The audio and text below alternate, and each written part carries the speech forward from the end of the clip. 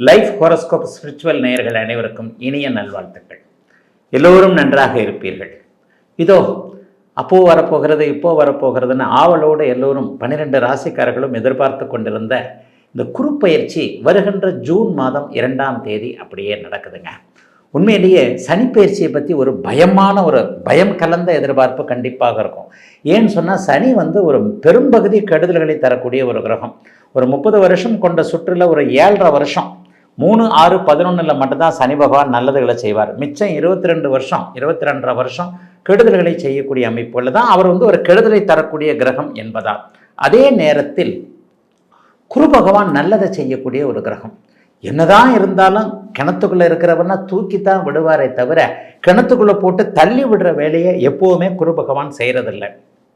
அப்போ இப்போ கஷ்டப்பட்டு கொண்டிருக்கக்கூடிய ஆத்மாக்களுக்கு கொஞ்சம் மனசில் இருந்தால் குருப்பெயர்ச்சி வந்துட்டுமே, அது வந்தவுடனே இந்த மாற்றம் வந்துடாதா, கல்யாணம் இப்போ நடந்துடாதா? ஏன்னா குருபலம் என்று சொல்லப்படக்கூடிய ஒருவருடைய ராசிக்கு 2, 5, 7, 9, 11 ஆகிய இடங்களில் இளைய பருவத்தினராக இருக்கக்கூடிய இளைஞர்களுக்கு குரு பகவான் வரும்போது திருமண அமைப்புகளை கொடுக்குறார். இப்போ 2K கிட்ஸ் எல்லாருமே கொஞ்சம் திருமணத்திற்கு ரெடியாக தானே இருக்கிறீங்க. அவங்களுக்கெல்லாம் பாருங்கள், கல்யாணம் இப்போ ஆகுது, லவ் வேறு பண்ணிக்கிட்டு இருக்கேன், எப்போ கல்யாணம் பண்ணுறது தெரியல, அந்த பொண்ணு வீட்டில் ஒத்துக்கலை, மாமா ஒத்துக்கலை, மச்சனை ஒத்துக்கலை, எங்கள் அம்மா அப்பாவே ஒத்துக்கலை. இந்த மாதிரியான அமைப்புகள்லாம் பார்த்தீங்கன்னா குருப்பெயர்ச்சியை தான் நிறைய எதிர்பார்ப்பீங்க. அப்போ குருப்பெயர்ச்சி 2, 5, 7, 9, 11 ஆகிய இடங்களில் வரக்கூடியவர்களுக்கு ஒரு மிக மேன்மையான நல்ல பலன்களை நிச்சயமாக செய்யுங்க. பொதுவாகவே குரு அப்படிலாம் ஒன்றும் கெடுக்கிற கிரகம் இல்லை. ஒரு கீழே இருக்கிற இடத்துல இருந்து கொஞ்சம் மேலான நல்ல மேம்பட்ட அமைப்புகளில் தான் வருவார். சரி, ஜூன் மாதம் 2ஆம் தேதி 2026 குரு பயிற்சி நடைபெறுகிறது. அது ஒரு வருடத்திற்கு நீடிக்கும். இப்போ இந்த குரு பயிற்சியில் ஏதாவது ஸ்பெஷல் இருக்கான்னா 2 ஸ்பெஷல் இருக்குதுங்க. 12 அல்லது 13 வருடங்களுக்கு ஒரு முறை மட்டுமே உச்சம் என்கின்ற அதி உன்னத நிலையை, உயர்ந்த நிலை, ஒவ்வொரு வீட்டுக்கும் அவர் மாறும்போது எல்லாத்துலேயுமே அந்த அவருடைய வலிமைன்னு சொல்லுவோம் நாங்கள்.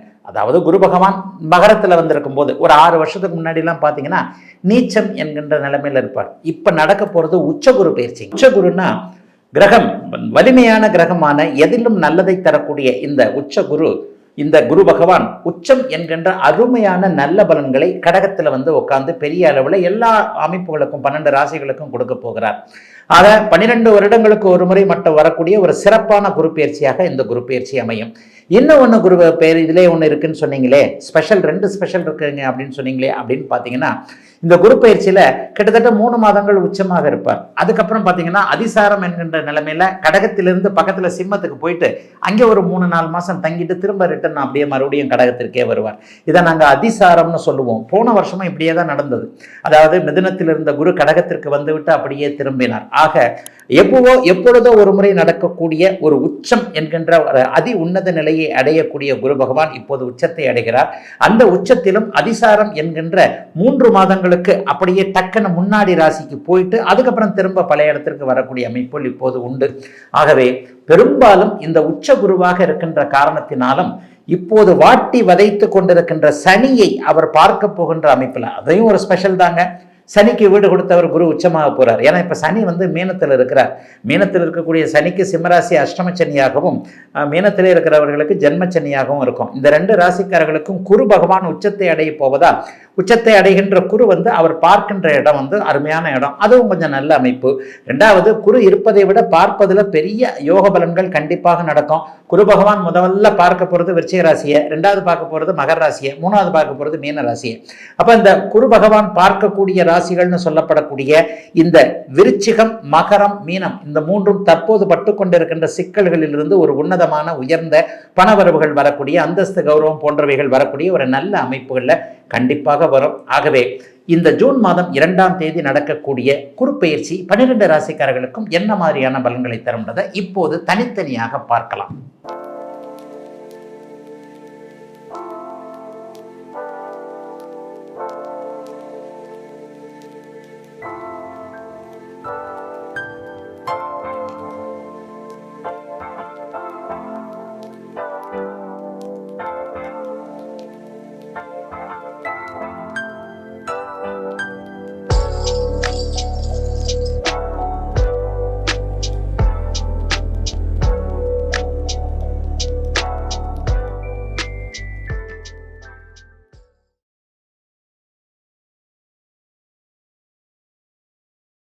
கடகம், கடகராசிக்காரர்களுக்கு இதுவரை விரய குருவாக 12ஆம் இடத்திலிருந்து வந்த குரு பகவான் இப்போது ராசியிலேயே உச்சம் என்கின்ற அமைப்பை அடைகிறார்.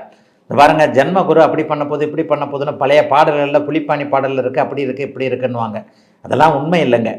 எல்லாவற்றையும் நம்ப வேண்டும் என்கின்ற அவசியம் கண்டிப்பாக கிடையாது. உண்மையிலே குரு பகவான் உங்களுக்கு ஒரு யோகாதிபதியாகி பாக்கியாதிபதியாகி அவர் லக்ன ராசியில் வந்து உச்சத்தை அடையும் பொழுது உங்களுக்கு 1000 யானைகள் உடம்பிற்குள் புகுந்தார் போல மிகப்பெரிய ஒரு மனோபலத்தை தருவார், தைரியத்தை தருவார். அட்டமத சனியில் ஒரு 3 வருஷமாக கஷ்டப்பட்டுக்கிட்டு இருந்த அத்தனை கடகராசிக்காரர்களுக்கும் மிகப்பெரிய உன்னத பலன்கள், உன்னத பலம், ஸ்ட்ரென்த், ஸ்ட்ராங், இது போன்ற அமைப்புகள் கிடைக்கக்கூடிய அமைப்புகள் கண்டிப்பாக இப்போது அத்தனை கடகராசிக்காரர்களுக்கும் உண்டுங்க. பெரிய நன்மைகள் இப்போது கடகராசிக்காரர்களுக்கு அமைஞ்சிருக்கு.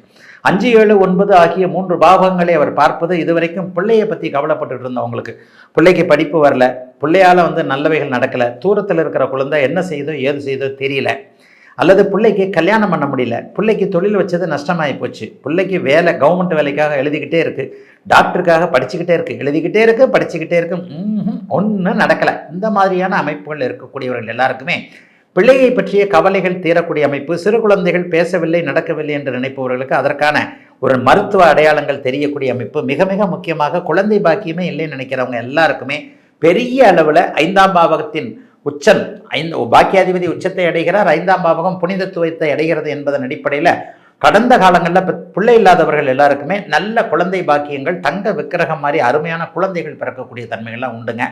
கல்யாணம்லாம் நல்லபடியாக நடக்கும். கணவன் மனைவி உறவு சீராகும். கணவன் மனைவி உறவு இது வரைக்கும் பிரிஞ்செல்லாமா நினச்சவங்க கூட அதுலேருந்து அப்படியே வெளியே போய் இல்லைங்க சேர்ந்தே வாழலான்ற மாதிரியாக ஒரு மனமாற்றங்கள் வரக்கூடிய தன்மை, காதல் ஜெயிக்கக்கூடிய அமைப்பு, புதிய காதல் வரக்கூடிய அமைப்பு, நண்பர்களோடு சேர்ந்து கூட்டு முயற்சிகள் பலிக்கக்கூடிய அமைப்பு, 4 பேர் சேர்ந்து இதை செய்யலாம் அதை செய்யலான்ற ஒரு பெரிய நல்லதுகள் நடக்கக்கூடிய அமைப்பு. அப்பா அம்மா கூட சண்டை போட்டுக்கிட்டு இருந்தவங்க எல்லாருக்குமே கொஞ்சம் தந்தை வழி நன்மைகள் நடக்கக்கூடிய நிலைமை. அம்மாவை நம்பக்கூடாது, அப்பாவை நம்பக்கூடாது, 2 பேரும் சேர்ந்து அண்ணனுக்கு அக்காவுக்கு தான் செய்கிறாங்க, எனக்கு செய்ய மாட்டேங்கிறாங்க, தம்பி தங்கச்சிக்கு தான் செய்கிறாங்கன்னு கொஞ்சம் ஒரு மாதிரியாக மனசுக்குள்ளே நினச்சிக்கிட்டு இருந்தவங்க எல்லாருக்குமே தாய் என்கின்ற தெய்வம் எதை செய்தாலும் சரியாக செய்யும் என்பதை அப்படியே உணர்ந்து கொள்ளக்கூடிய ஒரு அமைப்புகள்லாம் இருக்கக்கூடிய அருமையான நல்ல அமைப்புகள் இப்போது உண்டு. கடகராசிக்காரர்களில் வெளிநாடுகள் வெளிமாநிலங்களில் இருக்கக்கூடியவர்கள் எல்லாருக்குமே இப்போது உள்நாட்டிற்கு திரும்பி வரக்கூடிய ஆசை பெரும்பாலும் வரும். அரபு நாடுகளில் இருக்கக்கூடியவர்கள் சம்பாதிச்சதெல்லாம் போகிறோம், கொஞ்சம் திரும்பி வந்துடலான்ற மாதிரியான அமைப்பு. உள்நாட்டிலேயே மாவட்டம் விட்டு மாவட்டம் இருந்தவர்கள் எல்லாருமே ஒரு நிலையில் பூர்வீகத்திற்கு திரும்பி போகலாம், அப்பா தாத்தா பாட்டி வாழ்ந்த ஊருக்கு தான் நான் திரும்பி போகணும், அக்கடான்னு போய் அங்கே போய்ட்டு கொஞ்சம் ஒரு இதே சும்மா வந்து ஒரு இடத்துல இப்படி கிடந்தா கூட எனக்கு நிம்மதி தான்ன்ற மாதிரியாக சொந்த ஊர் பற்றிய ஆசை எண்ணங்கள் அடிக்கடி வரக்கூடிய அமைப்புகள் இருக்கக்கூடிய குரு பயிற்சியாக அமைந்திருக்கிறது. ஜூன் 2ஆம் தேதி நடக்கக்கூடிய இந்த 2026 குரு பயிற்சி.